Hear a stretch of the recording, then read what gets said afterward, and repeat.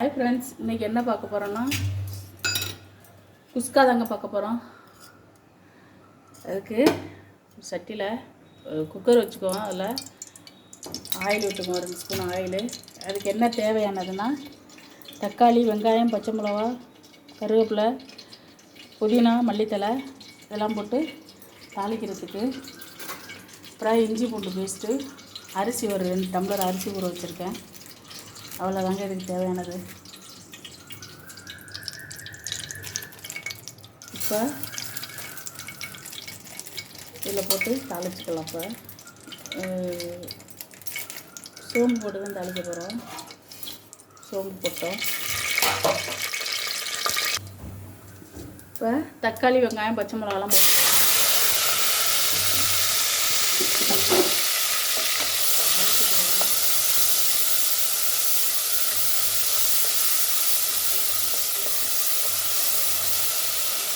இது வதக்கிறதுக்கு உப்பு போட்டுக்கலாம்.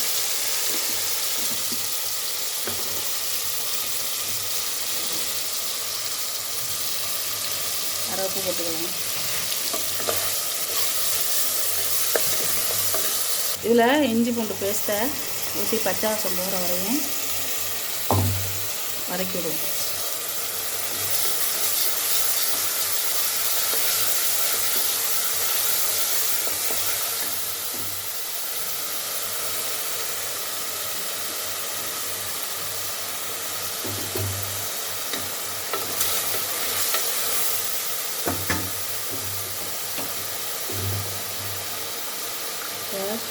கலஞ்சி ரெடிமேட் பண்ணி வச்சுருக்க அரிசியை போடுங்க. பச்சரிசி போட்டாலும் இப்போ நல்லாயிருக்கும். ஆனால் பச்சரிசி போடலை நான். நீங்கள் தேவைப்பட்டால் பச்சரிசியில் போடுங்க, பச்சரிசி நல்லாயிருக்கும்.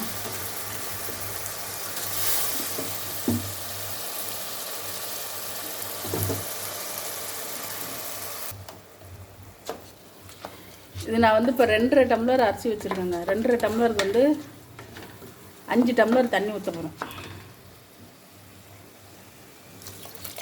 கொஞ்சம் நின்று வேகிற மாதிரி இருந்தால் கூட நீங்கள் 5.5 டம்ளர் போல் ஊற்றிக்கலாம். இது கொஞ்சம் குலைவாக இருந்தால் நல்லாயிருக்கும் சாப்பிட்றதுக்கு. இதில் நம்ம மல்லித்தலை, கொத்தமல்லி, கருவேப்பிலை, இதில் 1 ஸ்பூனு மல்லித்தூள், ஒரு அரை ஸ்பூனு மிளகாத்தூள் காரமாக இருக்கும். அப்புறம் கொஞ்சோண்டு கரம் மசாலா, ஒரு அரை ஸ்பூனு கரம் மசாலா. இப்போ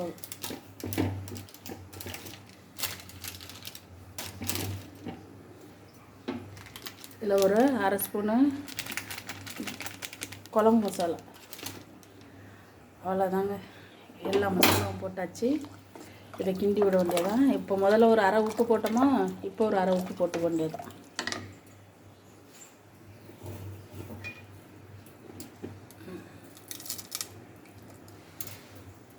அவ்வளோதான். இதை ஒரு 5 விசில் இறக்க வேண்டியதான். அவ்வளோதாங்க, ரெடி ஆகிடுச்சு. இதை இப்போ வெயிட்டு போட்டு மூடி வச்சுக்கலாம்.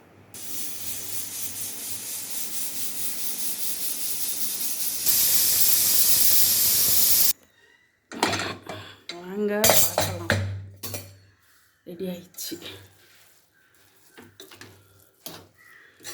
சுட சுட புலாவ் ரைஸ் ரெடி ஆயிடுச்சுங்க. ஸ்கூலுக்கு கொண்டு போகிறதுக்கு ஈஸியான சாப்பாடு, நல்லா டேஸ்ட்டாக இருக்கும்.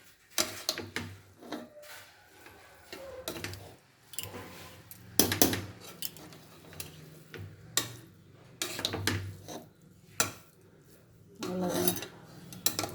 பிடிச்சிருந்தா லைக் பண்ணுங்கள், ஷேர் பண்ணுங்கள், கமெண்ட் பண்ணுங்கள். வாங்க சாப்பிட்லாம். புலாவ் ரைஸ் வாங்க சாப்பிட்லாம்.